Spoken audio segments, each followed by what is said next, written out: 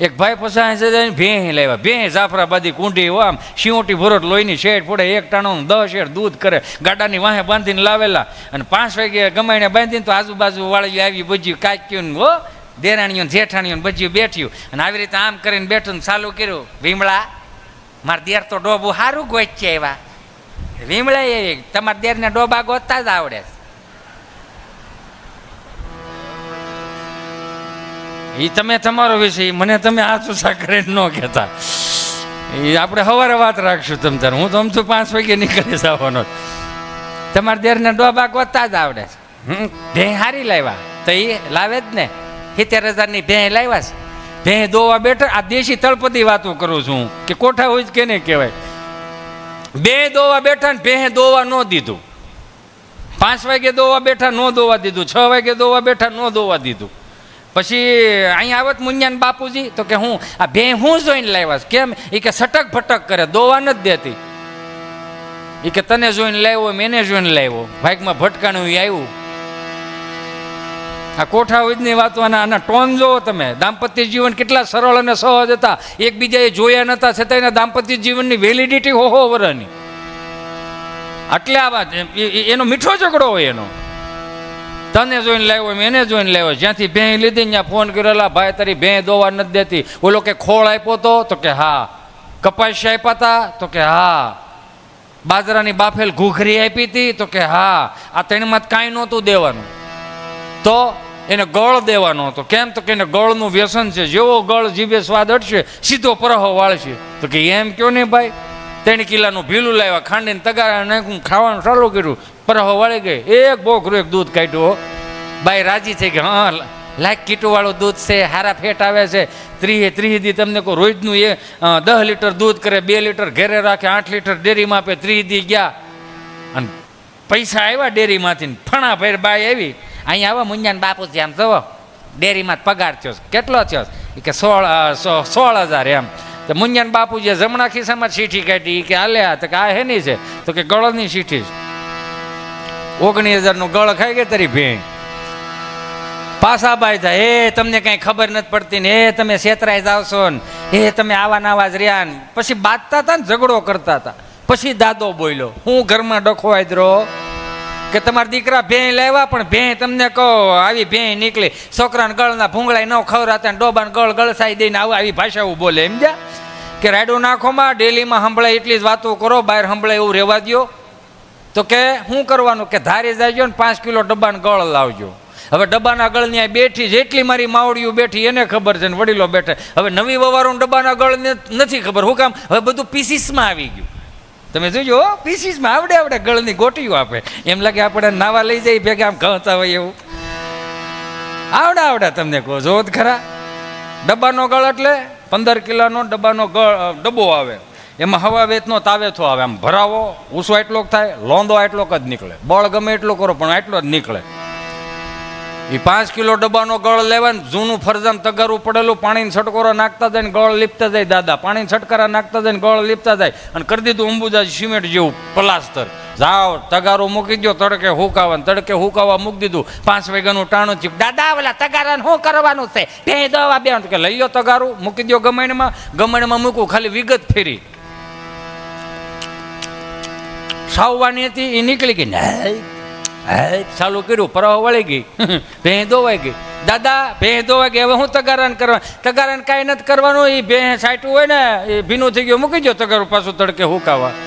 3 વર્ષ વીએ ગયા, તગારું કાઢી ગયું, પણ ગળની પોપડી એમનેમ રહી. આ બાપ પાસે બેહો તો આવી કોઠા હોય જ આવે ને કરે જાહે ક્યાં આ બધું. અને એ કે જેવા તેવા નહીં, ભણેલા નહીં, એ ગોટે ચડાવી દે. બા તમને કહું ઓસરીની પાળે બેઠા બેઠા વાઈટું કરતા છે ને, તો ડેલી કોઈક મહેમાન આવ્યા. મહેમાન આવ્યા ને એટલે કે જય શ્રી કૃષ્ણ બા, જય શ્રી કૃષ્ણ. ઓળખાણ ન પડી, હું હરમ પડેથી રંભા. હા લે લાઈક કાળી થઈ ગઈ છે તું બટા. મૈસમ હાલે ને બા. ઠેક મારા દાદાને કેમ છે? તાર દાદાને એવું જોઈ એક ઢાળી આમ હુતા છે, પન્યું પાથરીને હુતા હતા. સવાર 2 વાર ટગર જોયું, પછી નથી જોયું. તો મહેમાનને લઈને બા જાય ને ખાટલામાં દાદા હુતા ને એટલે આવી રીતે થોભો દઈને કે એ ઓછું જવા. ઓછું જવો આમ તો મહેમાન આવ્યા છે જરીક ઓછું જવો તો દાદાએ ફાળિયામાં જ અવાજ કાઢ્યો. જેથી ઓછું જોવાનું હતું તેથી જોવા ન દીધું. આ 65 વર્ષ આમ નામ કાઢી નાખ્યા. હવે કે ઓછું જોવો ઓછું જોવો.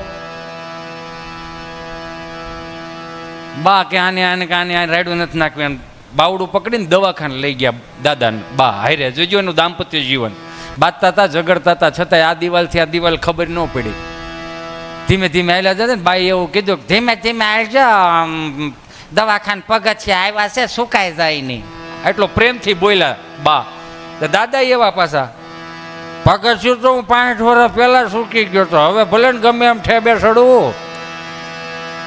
હવે સુકાઈ ગયું એ સુકાઈ ગયું, હવે ઠેબે સડવાનું જ વારું આવશે. પછી બાંકડે બેઠા, આમ દવાખાનાનો બાંકડો હોય ને બેઠા છે બરોબર. ડોક્ટરે પૂછ્યું બોલો માડી શું થાય? મારે ધણી થાય નથી ઓળખતો. અરે એમ નહીં, એને શું થાય છે? એને જ લાવીશું, પૂછ ને શું થાય. તો બોલો ડોક્ટરે બિચારે સહજતાથી દાદાને પૂછ્યું બોલો દાદા શું થાય? આ રમણો પગ રાત્રે બહુ કળે છે ને ટાઢા પોરે નકરો લવક ખ્યા રાખે છે. કે કેટલા વર્ષ થયા દાદા તમારા? મારે 80 વર્ષ. તો કે 80 વર્ષ થયા હવે કળે તૂટે, હવે તો લવક થાય ને. તો કે પણ 80 તો ડાબાઈ નહીં છે. મારો દીકરો હાયલો જાય. હાલતા બે હારે શીખા, કઈ વાહ મોટ તો શીખા નથી. કે જમણો થોડવામાં ડાબો એમ કે તો ઊભો રહેજે નથી. મોદી સાહેબની યોજનાઓમાં મોટો થયો. આની યારે ડોક્ટર ક્યાં યાર માથાકૂટ ન કરાય કે હાલે આવ્યો દવા લઈ આવો. દવા લેવા ગયા ને તો મેડિકલ વાળા રીતે આંચકી લીધી, મેળો ઉતારવા. આટલો ઢગલો કર્યો. દાદા એવા આ કોની દવા છે હે બટા? તો કે દાદા તમારી દવા છે, પણ આટલી તો મેં 10 વીઘાના ખેતરમાં નથી છાંટી જેટલી તું મને પીવાની દેશ. ડોક્ટરે શું લખ્યું છે? કે કાંઈ નહીં, ડોક્ટરે એવું લખ્યું મેં મારું કરી લીધું, હવે તમે તમારું કરી લેજો. આ જે દિન કઢી ખાતા હતા ને તેથી હજી દુનિયામાં કોઈ વાંધો નહોતો આવ્યો. કઢી અને ખીચડી ખાઈને હો જતા હતા ને તેથી વાંધો નહોતો આવ્યો. આ 2 વાગે નકરું કોરા ખમણના ડટા ગોતવાનું ચાલુ કર્યું ને તેથી આ પ્રોબ્લેમો ઊભા થયા. બાકી અડદની દાળના બાજરાના રોટલાની મીઠાઈ શું હતી? ભાદરવા મહિનાની 26મી જાળીએ જે માંડવી વાવ્યું ને એની છેલ્લી રાહ પાકવાની આવે. આ બાપુજીએ શીખવાડ્યું એની વાતો કરું. શનિવારે દફતરનો ઘા કરીને વાડીએ સા દેવા જતા ને તો આમ બળદિયાની હાયરોર જોડે રાહી લે. અને બાપુજી ખરપ્યો તમને કહું આમ હાથીએ દબાવીને આપણે હારવારી કાલ રાહી કાલ હુકામ ખેડૂના દીકરા ને મૂળ તત્વમાં જો આપણનો મૂળ ધંધો આપણો ભૂલે જાય ને તેથી તકલીફ થાય.